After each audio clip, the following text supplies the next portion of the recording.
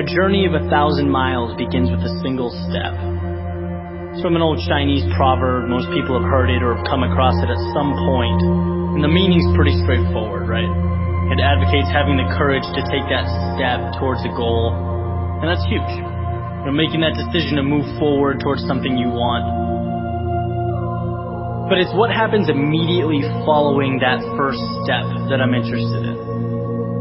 What happens when the journey's begun, and it's you and your goal, and all of a sudden you realize how long that road ahead really is.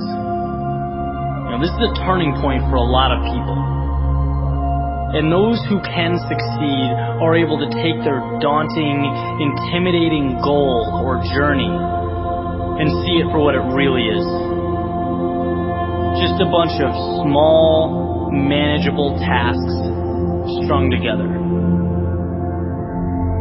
When you look at why people quit, a lot of the time it's because they were overwhelmed by their goals and ambitions.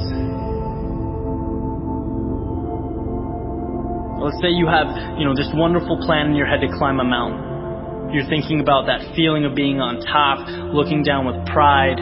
Every time you think about it, your heart starts racing. So you pack your stuff, you make your way down to the base of the mountain, and then you look up. Different ball game, right? Now the entire mountain's in front of you, and you realize that that's no small feat. That is when people walk away. When they aren't able to see a challenge as a sum of tiny steps, they see it as a crazy, impossible task. It's like saying you want to be the next Tom Brady or Kobe Bryant. It's a tall mountain to climb. It's like trying to hit a target from a mile away. But if you can identify and map out what you need to conquer in order to become a better basketball player or football player and begin taking those small steps, improving every day, that makes dreams real. That's what gives goals life. The ability to see your objective not as a marathon, but as a series of little 400-meter stretches. Stepping stones.